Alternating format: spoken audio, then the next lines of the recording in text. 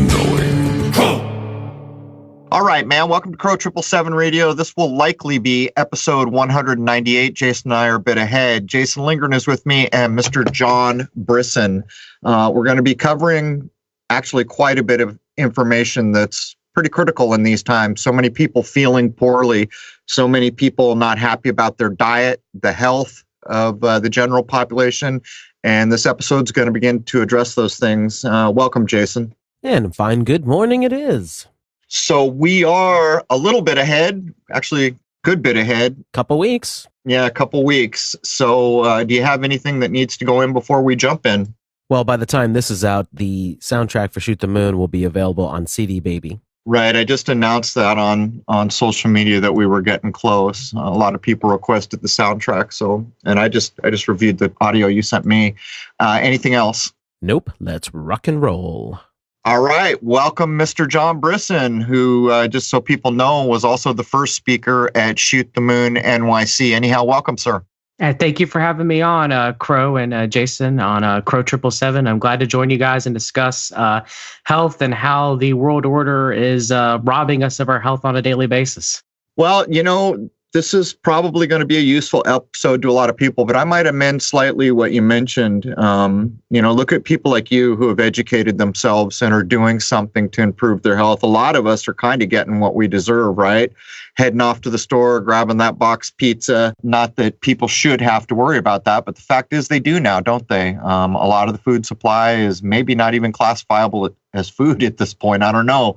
John, can you tell people where they can find your work, contact you, this kind of thing? Yes, you guys can find me at www.fixyourgut.com. I have a blog there with over 200 articles. Also, Fix Your Gut on YouTube and Fix Your Gut on Facebook. Also, Fix Your Gut on Amazon, which is the third edition now of my book. Hopefully, I'll have a book, Fix Your Mitochondria, that'll be out this year to help with mitochondrial health. I also offer a health coaching too as well on my website with people with gut issues or a wide variety of different issues.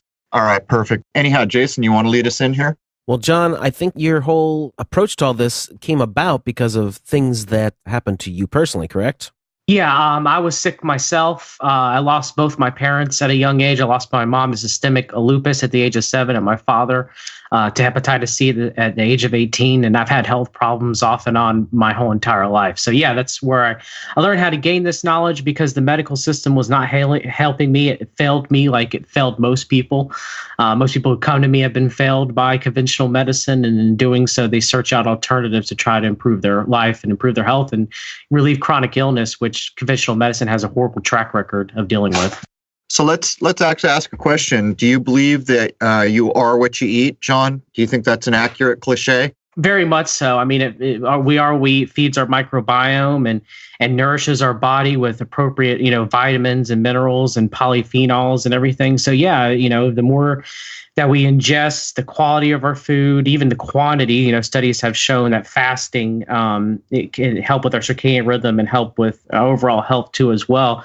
And, there's old adage that doctors really can't just, figure out what, we should be able to eat because they're always debating, nutrition with nutritionists, but when we should eat and how often that we should eat. And it does appear that the less often that you eat, and if you eat during the daylight hours, it tends to be better for your health because, that's in line with our circadian rhythm. It's in line with the sun.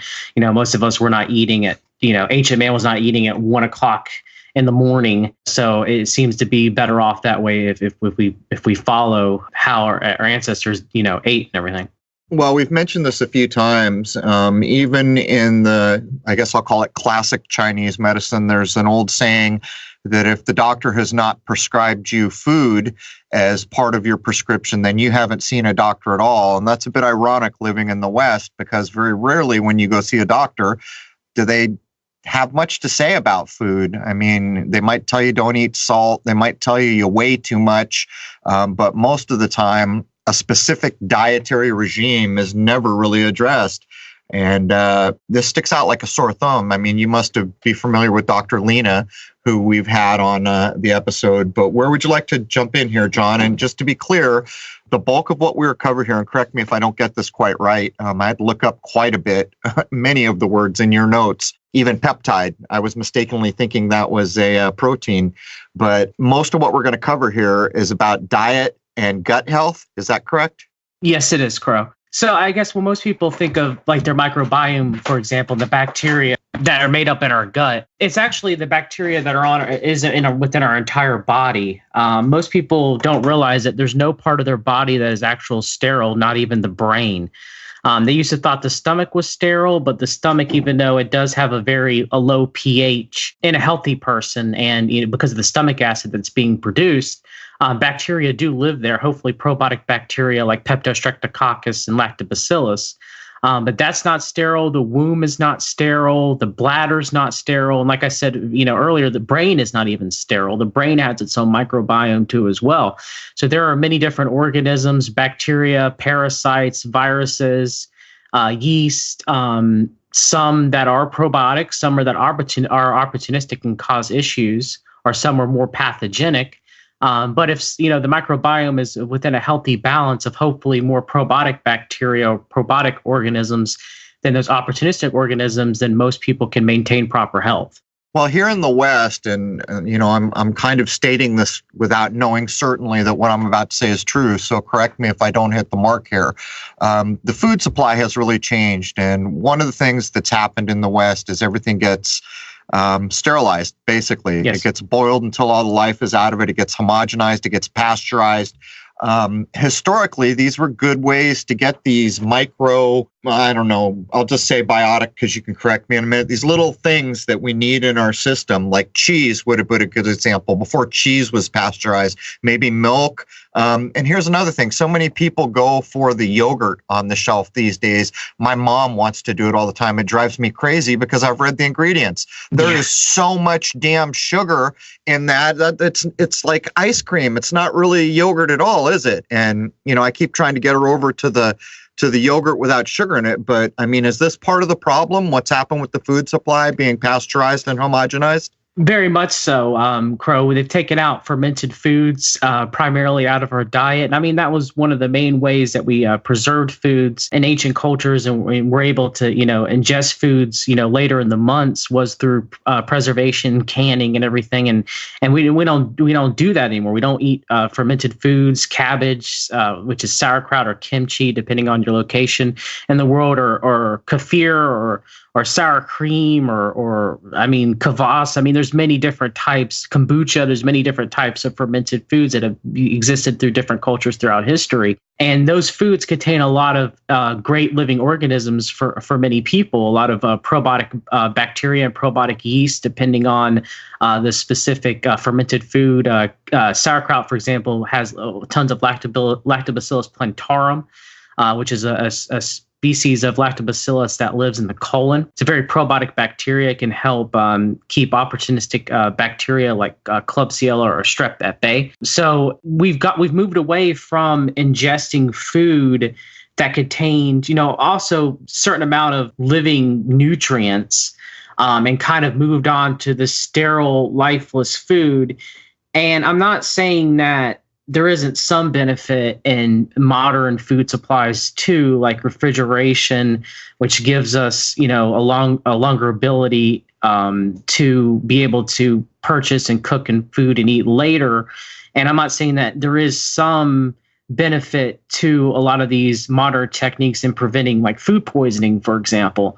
But still, it seems like we kind of got out of balance where, people in first world countries, unless they're eating tons of fast food, let's say if you're cooking at home, are less likely to get food poisoning than our ancestors. But then again, our ancestors may have had somewhat stronger guts to some degree just because they were eating a lot of this beneficial bacteria, which we lack in the food that we have today. Well, I am all about, and I know what you're saying is true. I got interested in fermented foods for the exact reason that you were pointing out. I became aware of it because of the Japanese culture. And then I realized that here in the West, I can get miso paste. The darker the miso paste, the more fermented it is. And that is a great source of things that are now missing from our diet. If I'm not mistaken, maybe soy sauce is fermented. You got to watch that, though. There can be a lot of salt for people who shouldn't be getting a lot of salt. But my point here is, and I'll add, for people who go out and get miso paste, you don't want to boil that, by the way. You bring it to a boil, you kill it. And I don't want to be rude here, John, but I'll point out a thing that my wife and I noticed years and years ago. People in the West, a lot of them, have such bad digestion, they're having trouble going to the bathroom. Yes. And that's absolutely symptomatic of health issues, isn't it? And so I don't want to be rude, but I mean, a healthy person, how many times should a person go to the bathroom in a day? On average, 2 to 3 times, at the bare minimum, once a day. Usually if you're going every other day, at start to be constipation. Now, the doctors will say, well, chronic constipation isn't once, unless you're not, are only going once or twice a week or less. But I mean, your elimination system, as far as, defecation, it's important. The faster, and I'm not saying you don't want to have diarrhea, obviously, you want to have well-formed stools on the Bristol scale, okay? But it is important for us to have proper elimination, because a lot of those toxins that we ingest in our modern lives, you just don't want food sitting around fermenting and producing excess gas and feeding excess microbes in your digestive tract. That's how a lot of people get many digestive issues like SIBO, which is small intestinal bacterial overgrowth syndrome. And also studies have shown too as well that appendicitis, which the appendix is an organ, they say is vestigial, which means it has no use, but it actually does have a lot of use. A lot of your probiotic microbiome lives in your appendix. And when you have food poisoning or diarrhea, your body flushes out. It draws water into the intestinal tract as a defense mechanism to wash out the toxins and to wash out, any of the foodborne illness organisms that you've ingested, kind of like a last-ditch effort to get rid of it. And bacteria from the appendix come out as kind of like a safe house, because it's kind of off from the cecum, which is the first part of the large intestine, and it repopulates your colon, so that you get kind of like a blueprint of your bacteria that made up your colon back again. So studies have shown that if you are constipated, fecal matter keeps pushing up into the appendix where it shouldn't be, and opportunistic bacteria can get inside the appendix and cause appendicitis. And now even mainstream medical science is recognizing the importance of the appendix, and that you don't have to take out someone's appendix to tackle appendicitis. You can actually use an antibiotic called Xifaxan that only works in the small intestine in that beginning part of the cecum to overcome appendicitis, instead of having your appendix taken out, that it is not a vestigial organ any longer. Well, I think so many people, and let's just be clear about this, and correct me, I'm thinking back to like a drug study, addiction study that I was looking into quite a number of years ago. And it stuck with me. And it's a common sense thing for people to understand. You have to get toxins and waste out of your body. If I remember correctly, John, correct me if I mess this up. The primary way that you get waste and toxins out is through defecation. The secondary way is through urination. And the tertiary way would be through like sweat, your armpits, or, however you perspire. Did I get all that right? And I think it's important for people to understand, because we kind of lose track of these things. And that's a pretty basic thing to know. Yes, defecation is the main way that we expel toxins. I definitely agree with you, Crow, on that. The studies have shown that. Urination is second. Sweating, lacrimation, which is tears, saliva, ejaculation, menstruation. Those are other methods of which toxins may leave the body too as well. But yes, the main way is defecation. It's kind of interesting that one of the big things we do in Western society especially is try and prevent one of those important things from occurring, and that's sweating. We're going to pound nasty, heavy metal, thick goo on your under places to make sure that it doesn't happen, when that's probably not for the best, is it? Not no. Me. For 20 years, I have not done any perspirant or deodorant of any kind. Use aluminum to block the pores, and then wonder why, we have increased rates of breast cancer, Right. But one thing I want to mention too, Chris, you mentioned about the miso paste, is Asian cultures knew that fermenting the soy plant would reduce its estrogen mimic ability that comes with soy, which can cause some issues for males who frequently ingest unfermented soy. But somehow they instinctively knew, because they were able to, soy products, when it comes, as far as Asian cultures, majority of them were fermented. So that doesn't surprise me that somehow they were able to correlate the two together. And they were able to realize that some of the phytoestrogens that are in soy, now granted, they're not as strong as the plastic-based xenoestrogens like bisphenol A, but they can still have a hormonal effect over time period and concentration, depending on how much of it's in your diet. Well, it's a bit ironic that, as we came through the 50s and 60s, the media portrayed America as the greatest place on earth. We were better than everyone else. We were that shining beacon. And what's happened here is we've probably got one of the worst food supplies in the world. And I mean, we have plenty of food. We have good access to food, but the quality of the food is what I'm referring to. I've been to Korea a couple times. Their national dish is kimchi. That's fermented. Another thing most people don't know about Korean food is it's color-coded. A person living in Korea is not only getting daily fermented food, because almost with every meal you get kimchi.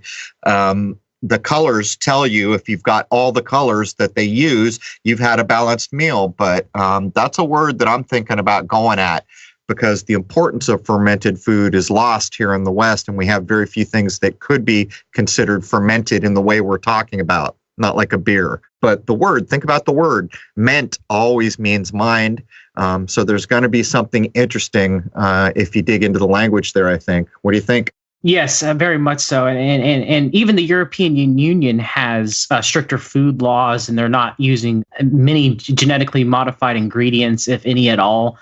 Usually even packaged foods or processed foods in the European Union, when you can buy them side by side by their American or Canadian counterpoints, they're totally different in ingredients. And even packaged foods are even healthier in the European Union than they are compared to most of North America. Well, if I'm not mistaken, you can still get living cheese there. I remember there was one place in San Diego. It was a farmer's market. As a matter of fact, we used to bump into Charlotte Gerson there. Charlotte Gerson used to go to this co-op to get her organic things to juice. And in there, they actually legally had cheese on the shelf that had not been pasteurized. And it's quite a thing for the average American to go taste some cheese that's not pasteurized. But if I'm not mistaken, there are places all over Europe that don't have, the food's not all pasteurized, is it? No, I mean, for most people, the only caveat to that, I guess we'll talk about it later, is someone with ulcerative colitis and Crohn's disease may have to avoid raw dairies. But most of your raw dairy, if you're able to get it in the United States and able to consume it, most of the time it's coming from pastured cows and very small farms.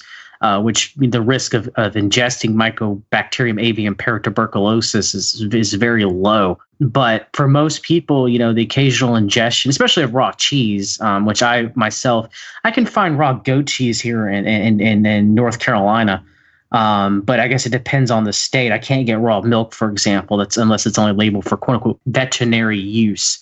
But they've made it out. They've outlawed it. It's okay for you to drink all the micro particulates of plastic that you want in your plastic containers in your food, and the nano zinc particles in your sunscreen when you're lathering it on your kids. That's perfectly fine. But God forbid someone drink some raw milk and all of a sudden it's a major crime.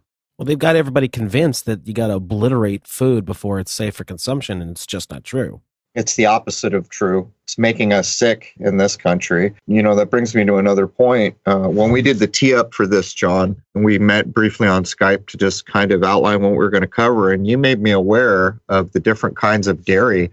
And I walked away from that conversation feeling like I had no idea. And you just kind of briefly mentioned, somewhere in Europe, there might be a small farm where there's a few cows out in a field. That's a different kind of cow for the most part than we have here in America, isn't it?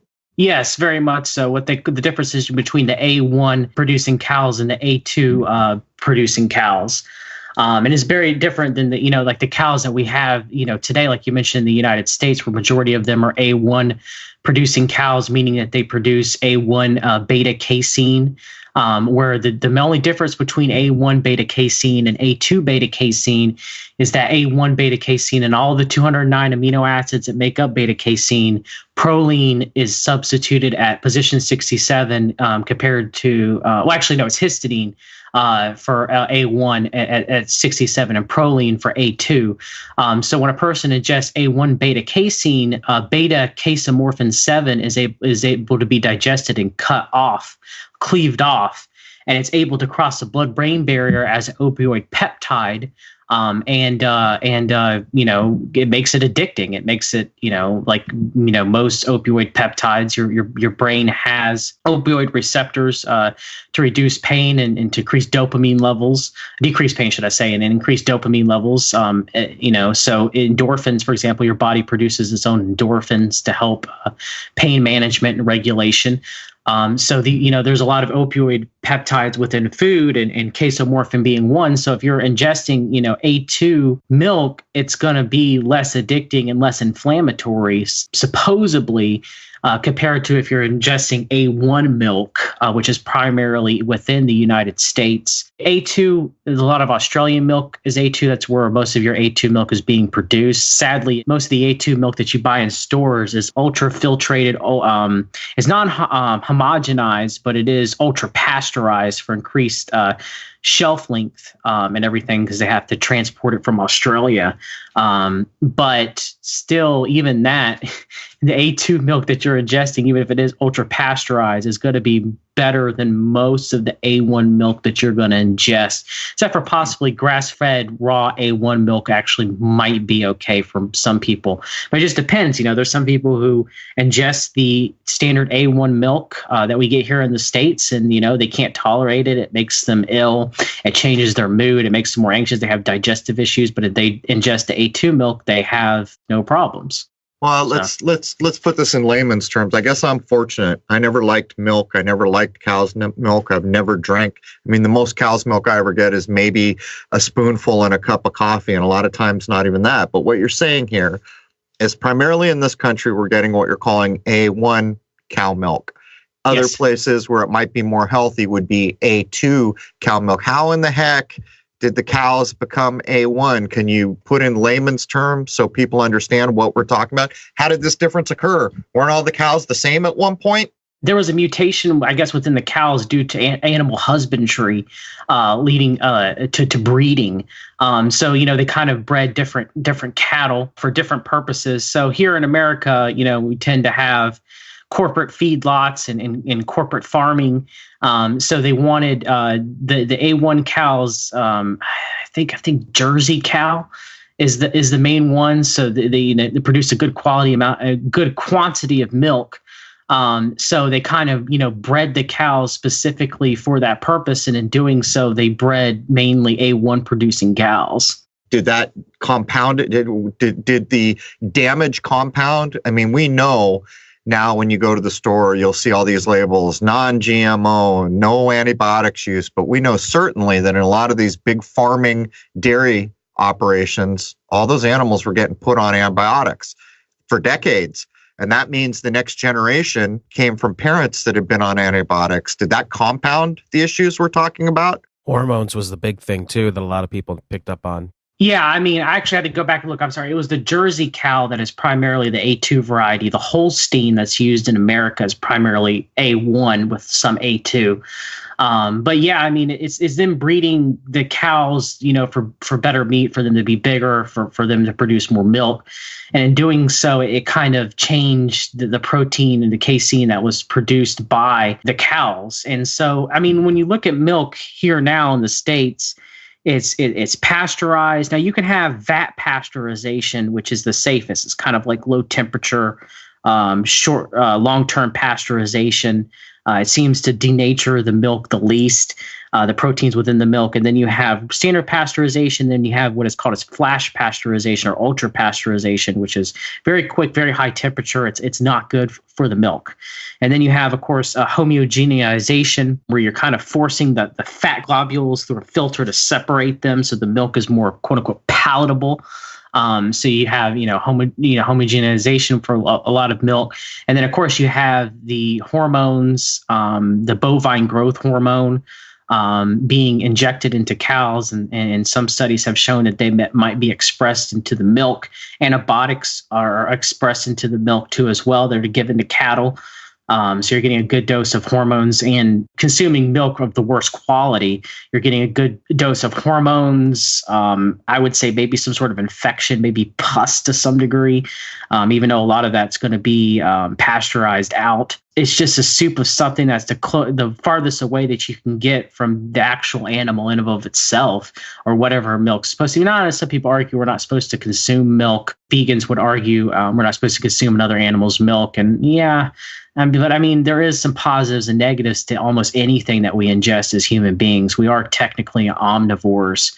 Our digestive tract is we rely most of our microbiome to break down a majority of the plant matter that we ingest. So, I mean, milk, it's not how it used to be back in the olden days, when you milk a cow, like you'd have a family farm and they milk a cow and maybe they'd give some of that milk to their neighbors. Maybe they'd sell it, to their community, but they'd keep most of it themselves.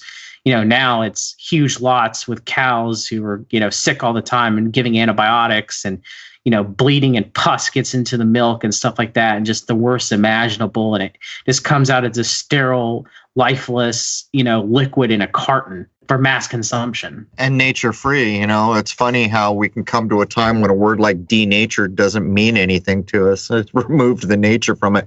I think part of that vegan argument I would actually accept.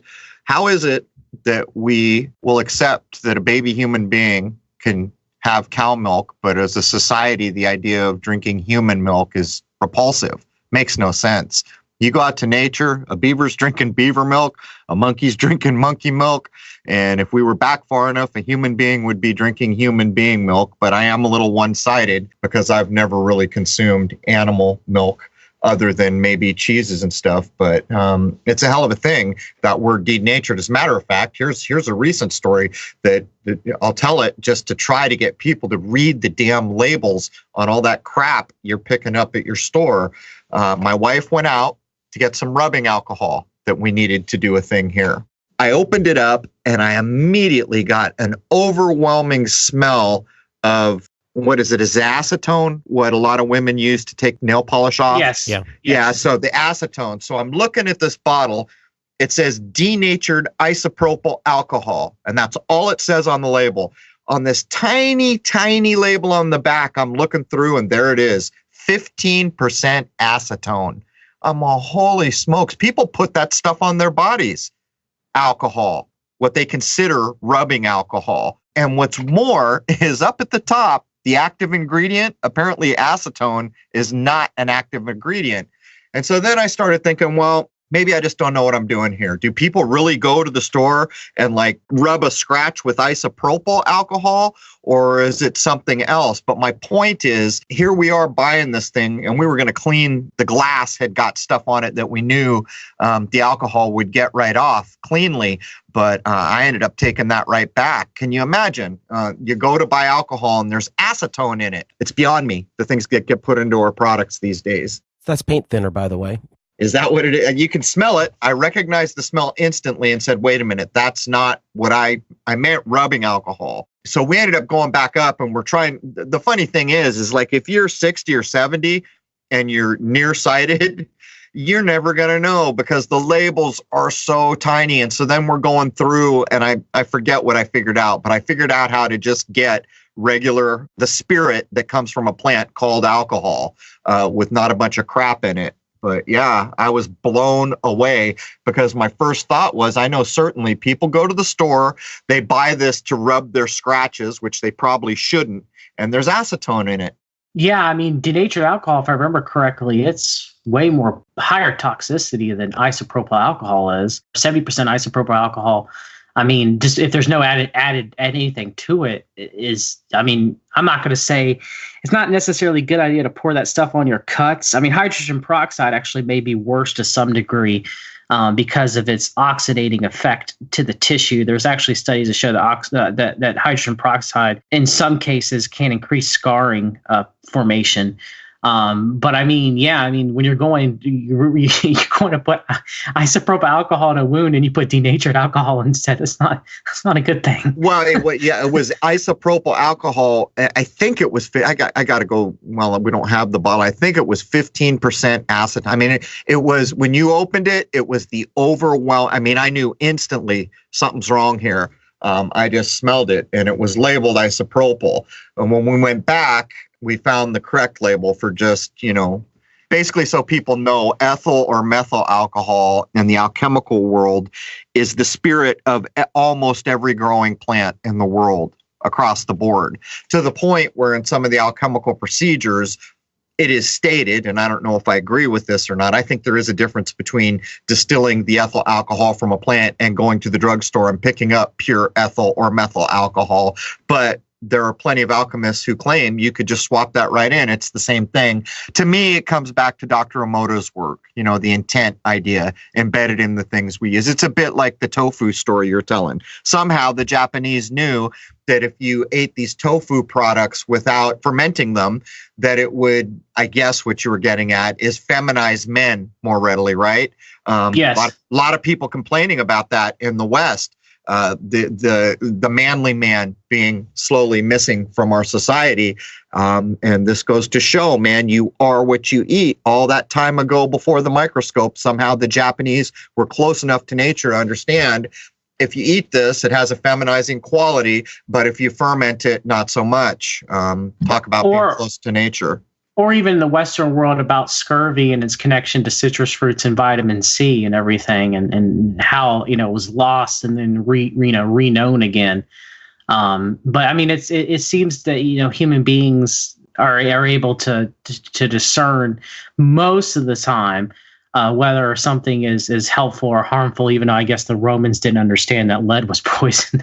Come on. Yeah, every time I hear that story, it's like, really? The Romans were retarded, apparently.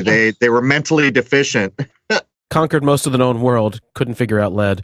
Yeah, couldn't figure out plum bum. Yeah. Stepping back on your notes here, John, South Park did an episode in this latest season making fun of the whole microbiome thing. Do you want to go over that a little bit more, what the microbiome is? And did something happen in recent news items or anything that they would even pick up on that? What were they making fun about? I haven't watched South Park in I don't know how many years, Jason. Can you briefly discuss what they were discussing on the episode, if you know? Yeah, I usually watch them in bulk. I forget that they're out there, and then I'll go watch them because as stupid as they are, I still find them funny. But it was one of the characters' mothers was sick and had to get a fecal implant to reset her microbiome, and they were even using those terms. And then everybody became obsessed with a certain star athlete's microbiome. Everybody wanted to get some of his poop and put it inside of themselves because he was obviously strong and healthy. And that was the whole joke through the whole thing, that everyone was chasing down this guy trying to get his poop. Correct me if I'm wrong, one of the biggest ways that happens regularly in our country, besides the fact that we're not getting foods that would give us these good things in our guts, one of the big things is antibiotics, isn't it, John? When you take antibiotics, a lot of those broad spectrum, I mean, they're basically whacking everything that's in your gut. Yeah, I mean, antibiotic, anti-life, against life. So, yeah, I mean, they're broad spectrum. Some, deal more with gram-positive. Some deal more with gram-negative bacteria. Some are more stronger. There's what they call more broad spectrum, like tetracycline, which attacks, a wide range of both opportunistic and probiotic bacteria. Let me jump in here before yes. you keep going. So this is why words have meaning and why it's important that you understand words. Bio or biology, the definition, the science of life or living matter in all its forms and phenomena, especially with reference to origin, growth, reproduction, structure, and behavior. That's bio. So what is anti-bio? It's exactly what John just said. It basically means against life, doesn't it? Yes, and I'm not going to say that antibiotics don't have their purpose when properly used. I mean, even some of the herbs that we use contain natural antibiotics like cavarosarol and clove, for example, or thymol and thyme. But the thing is everything, everything should be used in its proper time and proper place. So my main issue with antibiotics is some of them are more toxic than others, like ciprofloxacin, for example, which seems to poison our mitochondria, which are like the powerhouses of our cell, will produce energy. So, many people who take ciprofloxacin, they end up getting what is called floxed, which causes very long-term mitochondrial issues. And I've written about it on Fix Your Gut. Phoenix Aurelius deals with this a lot, people who have been floxed. Yeah, everything you got to do by less harm. So my issue with antibiotics is not necessarily that they're used. is that they're used incorrectly, and some are probably way better than others, or some should only be used in a matter of life and death. And too often, right? Yeah, and too often, which that's my main issue with conventional medicine is, yeah, conventional medicine works very well for trauma-based medicine. For example, if I get in a severe car accident. Now, I do believe that natural medicine, or what they call, I guess, integrated medicine, when you combine the two, will help a person recover faster from said car accident or injury. But, there is a need for conventional medicine. The only problem is conventional medicine doesn't just deal with, diagnostic medicine or emergency care. It deals with everything else. Like, it has a poor track record for chronic disease, a poor track record for quote unquote autoimmune conditions, a poor track record for cancer. And so that's the main glaring problems with conventional medicine. So antibiotics do serve a purpose, but the problem is they're used way too often. A lot of them, most doctors are giving ciprofloxacin out like candy, and not telling people, well, maybe you should supplement with magnesium and CoQ10 or ubiquinol and PQQ to protect your mitochondria while you're taking this antibiotic, or test them for a genetic polymorphism for SOD2 superoxide dismutase 2, which the SOD superoxide dismutase is what your mitochondria produce to reduce reactive oxygen species or oxidative stress, and ciprofloxacin increases that. Is there any known, so for someone who's taken ciprofloxacin has become what they call floxed, is there any known, once it's happened after the fact, is there any going back? Yeah, for some people, I've seen that there have been, some people are able to gain a majority of their health back. I've talked about it in my blog, that there are things that you can do to try to, reduce the amount of ciprofloxacin that's left in your body and kind of repair the mitochondrial damage. Circadian rhythm, proper diet, proper supplementation of things to improve mitochondrial function, like magnesium, omega-3 fatty acids, either in algae oil if you're vegan, or seafood if you eat, if you're at least a pescatarian. Proper water ingestion that's clean to help the mitochondria. There's things that you can do, and there have been people who have recovered from being floxed, but sadly not everyone though.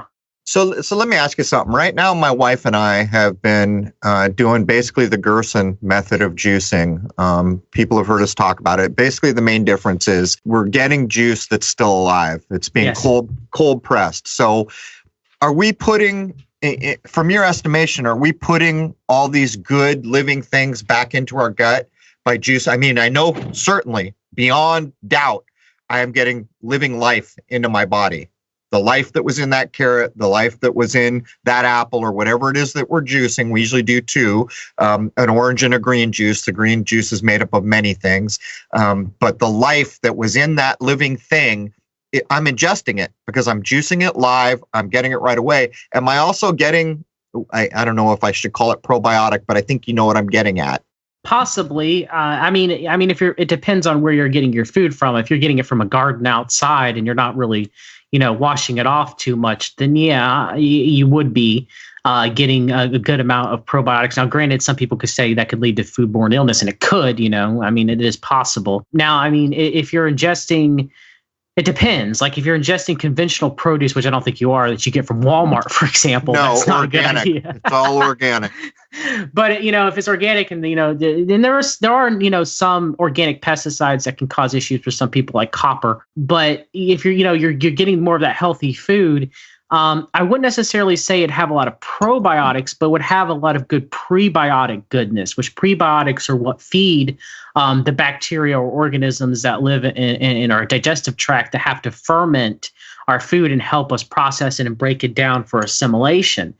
So, when you're eating carrot, for example, some people like Dr. Ray Peat, have said that ingesting of raw carrot, especially, if you're using a cold press instead of using a centrifuge juicer, you're getting, especially if you're adding some of that fiber back into it too, as well with the juice, you're getting, carrot is able to reduce endotoxin load in the digestive tract, which are what gram-negative bacteria. They produce these endotoxins, and some gram-negative bacteria are worse than others. For example, you probably have heard of H. pylori or Yersinia pestis, which was the cause of the Black Plague. Those are all proteobacteria. And proteobacteria produce very potent endotoxins, where like a bacteroid, which is a more probiotic bacteria, they produce less potent endotoxins and make up about 20 to 30% of a healthy gut. So, you're getting this carrot is reducing the endotoxin load. It's reducing estrogen's effect on the gut, which can be very good for males in the excess estrogenic world that we live in. So that carrot that you're ingesting in that raw form using a cold pressed juicer or a masticating juicer, you're getting the benefit of all the polyphenols too that are in carrots as well. Or let's say blueberries. With blueberries, you're getting pterostylibean in it, or grape, you're getting resveratrol. So with each fruit or vegetable that you ingest, you're getting these polyphenols, and a lot of them have very great health benefits.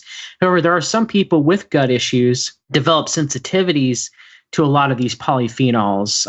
You'll get salicylate sensitivity, for example, and you're not able to ingest like a pomegranate, which would be very, very healthy for the gut in the average person. But for those people, since they'll ingest foods that are high in salicylates, it'll cause them to have very strong, violent mood changes and or ringing of the ears.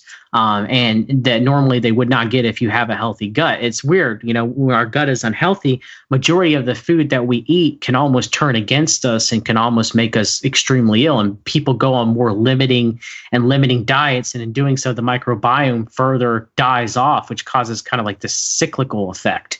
Usually the more items that you take out of your diet, the more harder it is to put those items back in. Let's actually try to lay some things down. We're coming around the corner here. We're headed towards the top of the hour. And by the way, John, I'm going to ask you to state at the end of this episode where everyone can find you and your work. If we were going to make two lists, just overarching good things for people to know, things you probably don't want to use or ingest, and things that would be very helpful to use. Right off the bat, here's part of what I noticed that has happened over the last 20 years. Maybe even 30. It used to be very uncommon for Americans to eat every meal out. Very uncommon. You went out to dinner, it was a special thing 30, 40 years ago. That's changed now. Now you got your Grubhub. Now you got people that it's rare when they cook in. We have whole cultural norms where people basically never cook. For the people that still do cook and see the value in it, it is very easy to make miso soup, and it is very good for you. But John, let's start with the list of things maybe not so helpful for people to do. The first thing I'll add to the list is underarm deodorant and fluoride toothpaste. What would you add to the not so helpful list? Not seeing the sun or going outside to get sunlight exposure regularly, which many people do in an urbanized world that we live in, first world world that we live in. We don't get sun. Being overexposed to blue light, whether it's LED lighting at the office or LED lighting at home or staring at your cell phone right before you go to bed, that blue light reduces melatonin production. The body thinks that it's daytime when you're staring into your phone at night. So you want to make sure you put a blue light filter on your phone to reduce the amount of blue light that you're getting exposed to. That's a big deal, by the way, because we've put filters on it. It helps immediately. A program called F-Lux for PC users. So go ahead, John. Or Twilight for your phones, if you have Android. It's you're right, Crow. It's very, very important. You want to definitely block as much blue light as possible as you can at night. That's why nurses have higher rates of cancer, is because one, their circadian rhythm. If they work night shift, if their circadian rhythm is off, and two, they're being exposed to chronic blue light at night, which reduces the amount of melatonin, which melatonin is a very strong antioxidant. So reducing a non-native EMF exposure the best you can. In the modern world that we live in, it's almost impossible to avoid EMF unless you live in the radio-free dead zone and don't have a phone, near Charlottesville, Virginia. But just like turning off your router at night, or turning it off when you're not using it, or use a 2.4 gigahertz instead of 5, or putting a cover on your phone, like a safe sleeve, so that when it's in your pocket, it's not irradiating you as much. And and turning off data when you're not using it, or GPS when you're not using it, or Bluetooth when you're not using it. All of those things. There's been multiple studies of how EMF affects our gut health or affects our reproductive health, among other things. EMF, chronic exposure. So reducing that's important. Clean water ingestion. A lot of our water is very toxic, with fluoride and chloramine being added to it, among other things. Pharmaceuticals that are just not filtered out of good city water. Even water can become contaminated. Yeah, let me ask you then. A lot of people, how do you feel about ingesting distilled water? That's the argument that goes on, is what's the healthiest water? You have distilled, which has completely everything taken out of it. Reverse osmosis, which almost has everything taken out of it. Then you have spring water, which is what God gave us and what we drank, ancient man drank from, the springs, And so I would say that reverse osmosis water and distilled water are way better for you than any standard water that you're going to get out of a bottle, unless it's a glass bottle, or out of your faucet. Okay, so it's kind of like levels of doing your best to optimal. So optimal obviously is a local spring that you've tested that's free of contaminants, that you go and get your water from, and you fill up glass jugs. I mean, that's the most optimal. Okay, and then from there, you have distilled and reverse osmosis or bottled spring water that's in glass bottles. That's better than regular tap water, or better than ozonated water, which ozonated water can end up, if the water has a good amount of bromine, form a whole bunch of bromide compounds, which aren't good for you. And then below that, there's would be like standard plastic bottled water. And even then there's a difference between Deer Park, which seems to have less microparticulates, compared to Fiji, which has some of the most, so there's different. I have a good blog article wait on water on Fix Your Gut. Wait a minute. Fiji's build is like the most healthful bottled water there is. Are you saying the most plastic resides in Fiji? From the studies that I've seen, it's got a high amount of plastic in it, yes. Of course. You can't just have the healthiest water on Earth, untouched by man, but somehow the plastic got there. Anyhow, before we get to the top of the hour, do you have 2 or 3 commonly used products? Let me ask you a couple. Off-the-shelf shampoo. You go to CVS, you grab some shampoo. No, it's not good, especially if it's got pyrethroid zinc or selenium sulfide for anti-dandruff purposes. Definitely, you're going to have a lot of really nasty preservatives in there too as well. That's not good. I was going to say just your off-the-shelf standard multivitamin like Centrum, which I would say that Centrum actually, it robs your body of any nutrient value that because it's got folic acid instead of folate, and synthetic vitamin E, which is known to cause prostate cancer, which is DL isomer of vitamin E. So it's actually worse for you to take the Centrum than to not take anything at all. It's like negative for your health.